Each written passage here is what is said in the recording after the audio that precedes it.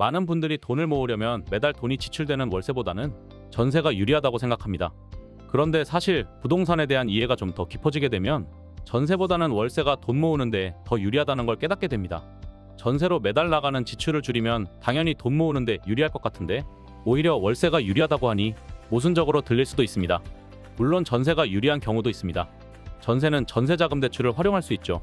집을 사거나 투자를 하기 위한 목돈 마련이 어려운 분들은 월세보다는 전세자금 대출을 활용하여 대출을 하고 가급적 저렴한 전세로 집을 계약하는 게 좋은 재테크 전략입니다.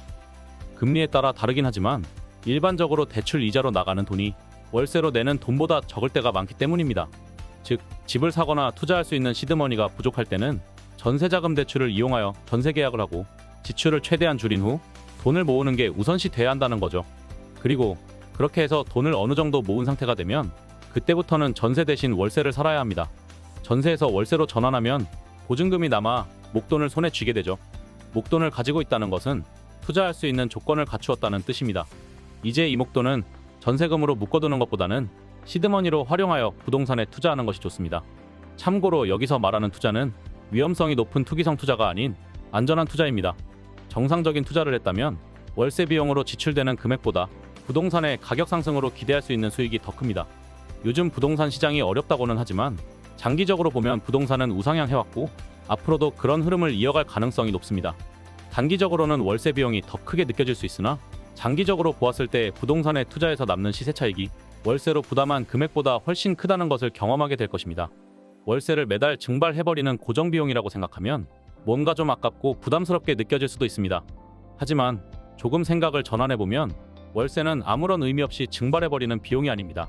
전세 대신 월세를 선택하며 생긴 목돈으로 부동산에 투자해서 시세 차익이 생기면 월세는 시세 차익을 만들어내는 투자 비용이 되는 것입니다. 하나의 재테크 수단인 셈이죠. 전세 제도는 전 세계에서 우리나라에만 있는 제도입니다. 실제로 외국 사람들은 우리나라의 전세 제도를 설명해줘도 잘 이해 못하는 경우가 많다고 합니다. 따지고 보면 전세는 일종의 사금융이기도 합니다. 집주인에게 무이자로 목돈을 빌려주는 거죠.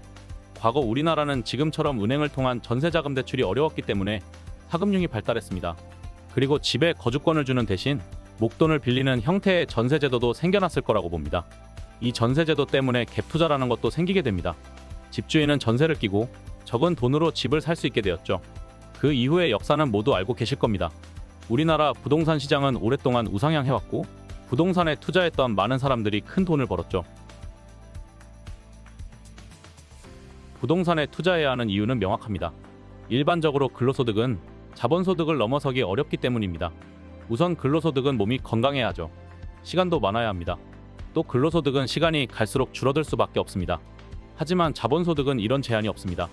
때문에 근로소득은 기회가 될 때마다 가급적 자본소득으로 전환해 두는 것이 재테크에서는 유리합니다.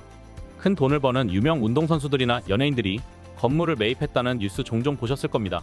모두 근로소득을 자본소득으로 전환하는 과정이라고 볼 수 있습니다.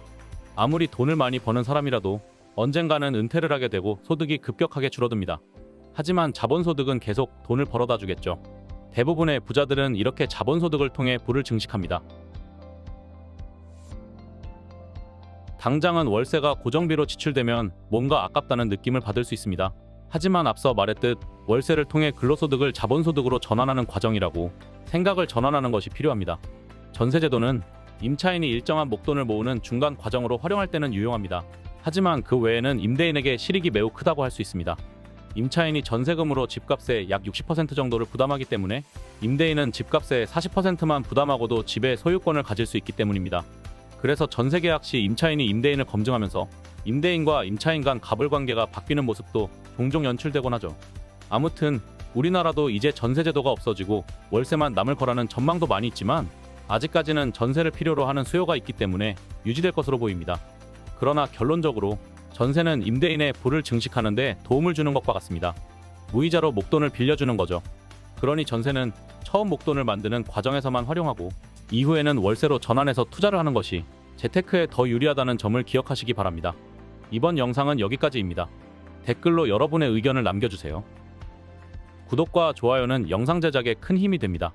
감사합니다.